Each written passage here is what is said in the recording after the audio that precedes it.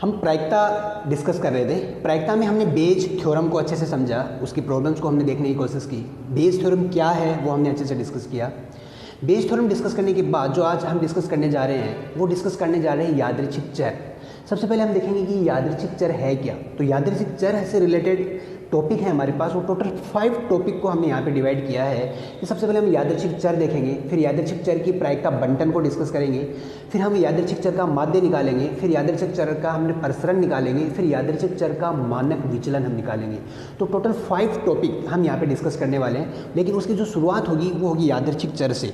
तो सबसे पहले अगर अपन देखें तो हमारा जो टॉपिक है वो कुछ इस तरीके से है। तो सबसे पहला टॉपिक जो हम देखेंगे वो है आपका यादृच्छिक चर। यादृच्छिक चर जो है, यादृच्छिक चर हम डिस्कस करेंगे जिसको हम x से डिनोट करेंगे। इसके बाद हम देखेंगे यादृच्छिक चर की प्रायिकता बंटन। तो जो यादृच्छिक चर होगा हमारे पास, यादृच्छिक चर है, चर की प्रायिकता बंटन देखेंगे। प्रायिकता बंटन क्या है, इसका मीनिंग क्या है, कैसे निकालते हैं, प्रायिकता बंटन निकालेंगे इसका अपन। यादृच्छिक प्रायिकता बंटन निकालने के बाद हम यादृच्छिक चर का माध्य निकालेंगे। उसके बाद निकालेंगे हम यादृच्छिक चर का माध्य। तो हमने निकालेंगे यादृच्छिक चर जो है उसका हम माध्य निकालेंगे यहाँ पे। इसको हम x बार, इंग्लिश में इसको बोलते हैं एक्सप्रेशन ऑफ x या एक्सपेक्टेशन ऑफ x। तो ई एक्स से भी इसको लिखते हैं और म्यू से भी हम इसको लिखेंगे। तो ये हो गया हमारे पास यादृच्छिक चर का माध्य। उसके बाद हम देखेंगे यादृच्छिक चर का प्रसरण। यादृच्छिक चर का प्रसरण, तो यादृच्छिक जो चर है उसका प्रसरण निकालेंगे। तो प्रसरण जो है उसको हम दिखाएंगे सिग्मा एक्स स्क्वायर से। सिग्मा एक्स स्क्वायर जो है हमारे पास वो होगा हमारे पास यादृच्छिक चर का प्रसरण। और पांचवा हम निकालेंगे यादृच्छिक चर का मानक विचलन। तो जो यादृच्छिक चर है हमारे पास, यादृच्छिक चर का मानक विचलन, मानक विचलन, मानक विचलन, तो वो उसको दिखाएंगे हम सिग्मा एक्स से। और वो क्या होगा, विचरण का, जो विचरण हमने निकाला है उसका धनात्मक मान, यानी उसके वर्गमूल का धनात्मक मान हमारे पास मानक विचलन होता है। तो यहाँ पे जो टॉपिक है देखो इस तरीके से हमारे पास टॉपिक है। और इससे रिलेटेड जब भी आपके पास बोर्ड में सवाल आता है तो वो सवाल बहुत ही सिंपल सवाल होता है, उसको एक एवरेज बच्चा भी इजीली इसको सॉल्व कर सकता है। तो यहाँ से हमने देखा कि यादृच्छिक चर x पढ़ने वाले हैं, यादृच्छिक चर की प्रायिकता बंटन, यादृच्छिक चर का माध्य, यादृच्छिक चर का प्रसरण और यादृच्छिक चर का मानक विचलन क्या है, कैसे है, ये सब हम डिस्कस करेंगे। लेकिन इसमें सब में आपने देखा है सर प्रायिकता बंटन, माध्य, प्रसरण, मानक विचलन, और इन सबसे पहले जो सबसे ज़्यादा हवा में है वो है यादृच्छिक चर x। तो सर ये यादृच्छिक चर x क्या है, हमें ऐसा लग रहा है कि कहीं ना कहीं ये यादृच्छिक चर जो x है ये ही कुछ ज़्यादा वैल्यू कंसिडर कर रहा है। मतलब यहाँ पे जो किंग होगा आपका, यानी इसी के बेस पे ही सब कुछ चल रहा है। अगर मैं सबसे पहले मेरे को यादृच्छिक चर को समझना है कि यादृच्छिक चर क्या है, तो सबसे पहले हम समझेंगे कि ये यादृच्छिक चर क्या है।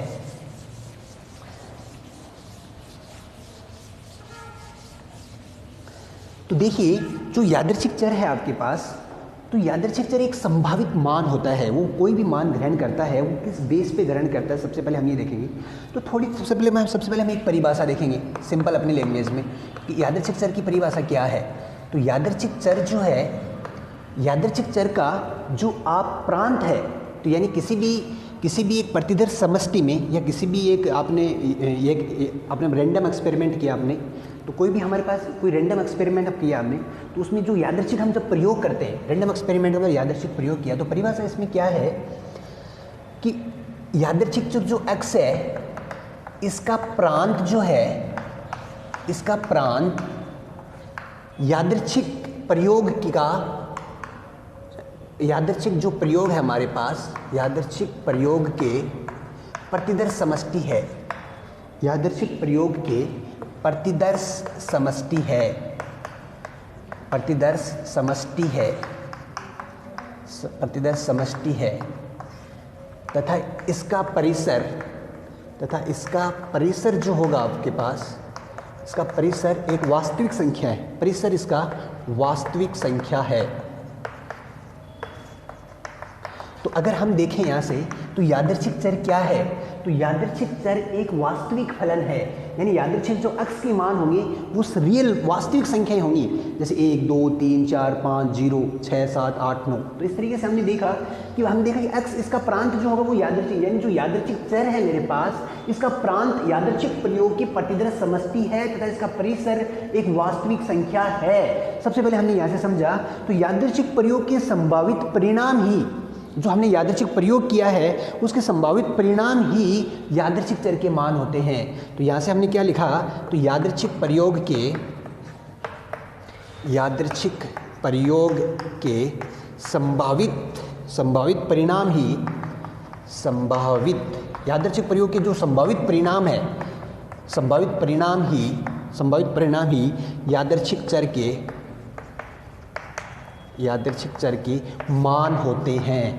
अब देखो सबसे पहले अब हम एक एग्जांपल लेंगे, उससे आपको अच्छे से समझ में आएगा। देखिए यादृच्छिक चर x, जब भी हम कोई भी यादृच्छिक प्रयोग करेंगे तो उसमें x यानी यादृच्छिक चर को परिभाषित किया जाएगा। कैसे, तो सबसे पहले हम एक सवाल देखते हैं। तो ये परिभाषा देखने के बाद हम एक छोटा सा एक सवाल देखेंगे कि किसी एक सिक्के को हमने 2 बार उछाला। हमने एक प्रॉब्लम ली, यहाँ पे प्रॉब्लम है कि किसी एक सिक्के को 2 बार उछाला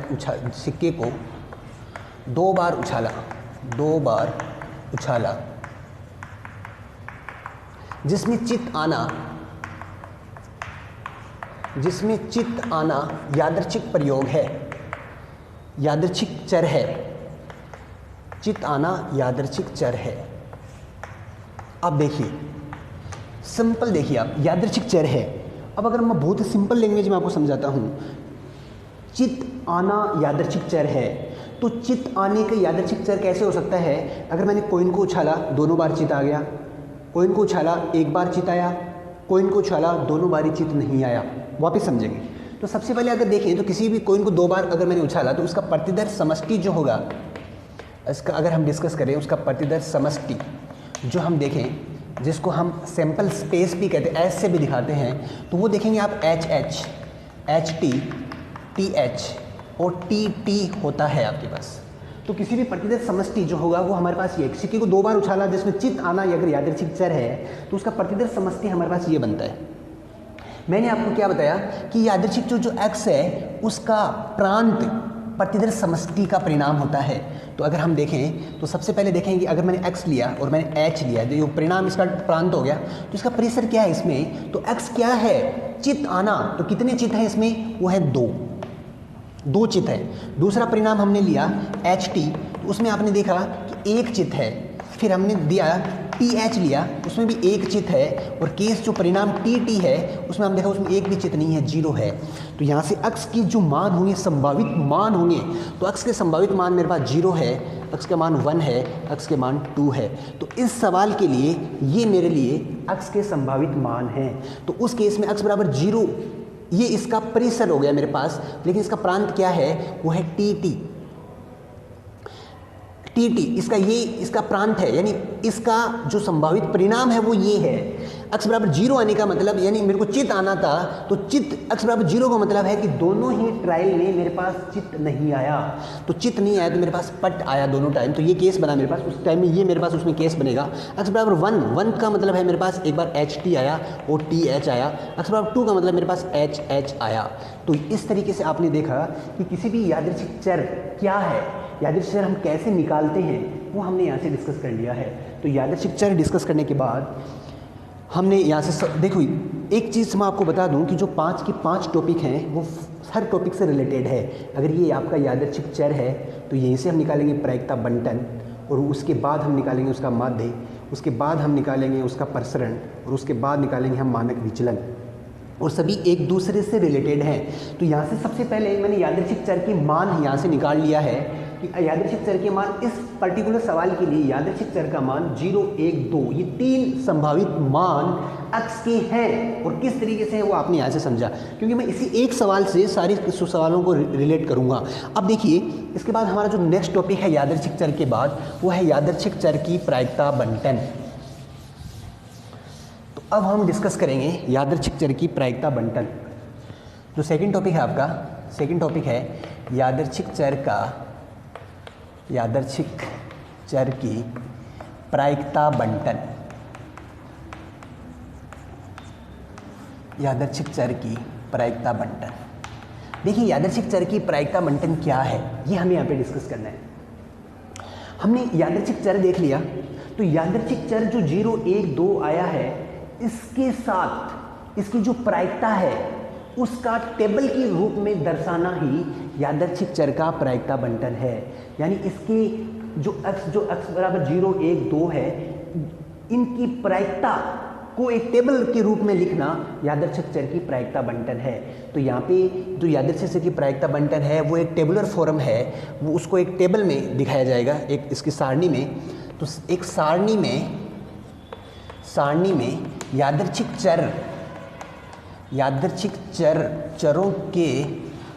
चरों की प्रायिकता की जो प्रायिकता है, प्रायिकता को या ये देख सकते हैं कि यादृच्छिक चरों की जो प्रायिकता है उसको एक सारणी में दर्शाना ही यादृच्छिक चर की प्रायिकता बंटन कहलाती है। या फिर हम ऐसे कह सकते हैं कि यादृच्छिक चरों की प्रायिकता को सारणी में दर्शाना, जो सारणी में अगर हम दर्शाना ही यादृच्छिक चर की प्रायिकता बंटन है। कैसे निकालेंगे देखिए, तो एक इस तरीके से हम टेबल बनाएंगे।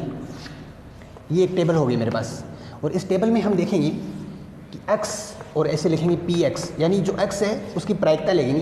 पहले x बराबर 0 पे इसकी प्रायिकता निकालेंगे, जो इसकी प्रायिकता निकालेंगे इस पे। फिर x बराबर 1 पे इसकी प्रायिकता निकालेंगे। फिर x बराबर 2 जो वैल्यू है उस पे इसकी प्रायिकता निकालेंगे। तो सबसे पहले अगर हम इसकी प्रायिकता निकालें तो वो देखो अपने पास क्या बनेगा। तो सबसे पहले हम यहाँ पे देखें x बराबर 0 पे इसकी प्रायिकता क्या है। तो x बराबर 0 पे आपने देखा दोनों t आया, तो t आने की प्रायिकता, तो t आना है 1/2 इंटू 1/2, तो ये आ गया आपका 1/4। तो आपने देखा कि ये जो आया वो आया 1/4। इसके बाद देखिए 1 आना है, 1 आने पे प्रायिकता क्या हो जाएगी मेरे पास। तो 1 आने पे अगर हम यहाँ से प्रायिकता लें x बराबर 1 के लिए, तो x बराबर 1 के लिए हमारे पास जो केस होंगे उसकी प्रायिकता ht प्लस th, ये केस हो जाएगा। इसे गुणन प्रमेय से यहाँ पे निकाल देंगे, 1/2 हो गया, ये भी 1/2 प्लस 1/2 गुणा 1/2, तो 1/4 प्लस 1/4, 1/4 प्लस 1/4 1/2 होता है हमारे पास। तो इसकी प्रायिकता होगी मेरे पास 1/2। फिर x बराबर 2 पे, तो इस केस में अगर इसकी प्रायिकता निकालेंगे तो वो भी हमारे पास 1/2 इंटू 1/2, तो बन जाएगा 1/4, तो ये बन जाएगा आपके पास 1/4, ये इसकी प्रायिकता होगी। तो इस तरीके से हमने ये निकाला यादृच्छिक चर की प्रायिकता बंटन। तो हम सबसे पहले यादृच्छिक चर की प्रायिकता बंटन को यहाँ सेट कर लेते हैं। तो ये सीख लिया हमने कि यादृच्छिक चर की प्रायिकता बंटन कैसे निकालते हैं। तो यादृच्छिक चर की प्रायिकता बंटन निकालने के बाद हम आगे का टॉपिक डिस्कस करने से पहले इस बंटन को हम यहाँ लिख लेते हैं, या फिर इसको हम हॉरिजॉन्टली लिख लेते हैं।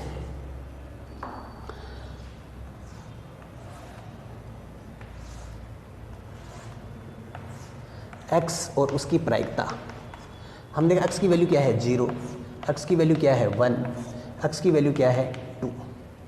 प्रायिकता देखिए, इसकी प्रायिकता है 1/4, इसकी प्रायिकता है 1/2 और इसकी प्रायिकता है 1/4। ये हमारे पास पहला केस हो गया। 2 केस हमने यहाँ से देख लिए, हमने x का मान निकाल लिया, उसका प्रायिकता बंटन निकाल लिया।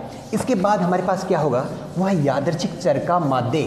तो देखिए यादृच्छिक चर जो है उसका माध्य हमें निकालना है। तो यहाँ से निकालेंगे यादृच्छिक जो चर है, यादृच्छिक चर का माध्य। तो सबसे पहले हमने डिस्कस किया था कि यादृच्छिक चर जो है उसका माध्य हम x बार से लिखेंगे, या फिर एक्सप्रेशन ऑफ x इंग्लिश में बोलते हैं जिसको ex ऐसे भी लिखते हैं अपन, या फिर म्यू से भी इसको दर्शाते हैं। तो ये एक ही चीज़ है सारी, और इसमें आपको क्या करना होता है मैं आपको बता दूं कि x बार या ex या जो म्यू है उसमें हमें यादृच्छिक चर का माध्य हम कैसे निकालते हैं। तो पहले हमें प्रायिकता बंटन तक आना होगा। प्रायिकता बंटन तक आने के बाद इनकी जो x बराबर 0 पे जो ये प्रायिकता है, x बराबर 0 पे 1/, इनको मल्टीप्लाई करना है। देखो क्या करना है मेरे को कि x1 जो मान लो पहला यादृच्छिक चर है और उसकी प्रायिकता को मल्टीप्लाई किया, x2 और दूसरा है px2 मल्टीप्लाई किया, और ऐसे n तक सबको उनकी प्रायिकता को मल्टीप्लाई करके ऐड करना है मेरे को। तो अगर ऐड करेंगे, अब देखो यहाँ पे सबसे इंपॉर्टेंट क्या है कि जितने भी x के मान हैं जितनी वो प्रायिकता है, उस प्रायिकता का जो योग होगा वो आपके पास 1 होगा। तो इन सब का योग 1 होगा।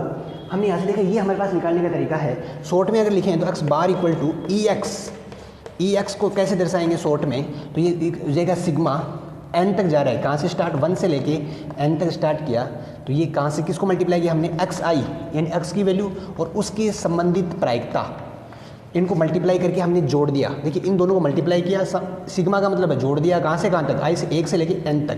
तो ये मेरे पास यादृच्छिक चर का मैंने माध्य निकाल दिया। तो यादृच्छिक चर का अगर मैं माध्य निकाल दिया तो सबसे पहले हम यादृच्छिक चर का माध्य निकाल लेते हैं।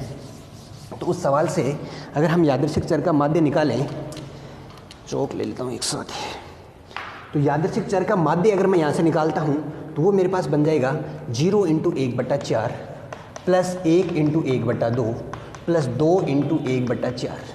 तो ये बन गया 0, ये बन गया 1/2 और इसको कट किया तो 1/2, तो आंसर आ गया 1। तो हमने यहाँ से यादृच्छिक चर का माध्य निकाल दिया, वो आ गया मेरे पास x बार यानी ई एक्स की वैल्यू आ गई मेरी 1, वो हमने यहाँ से निकाल लिया। अब हमने यादृच्छिक चर का माध्य यहाँ से निकाल लिया है। यादृच्छिक चर माध्य निकालने के बाद अब हम निकालने जा रहे हैं यादृच्छिक चर का प्रसरण। तो यादृच्छिक चर का प्रसरण हम निकालेंगे। तो जो यादृच्छिक चर है उसका प्रसरण हमें निकालना है। यादृच्छिक चर का प्रसरण निकालने का फॉर्मूला देखिए, मैं डायरेक्ट आपको फॉर्मूला लिखाऊंगा।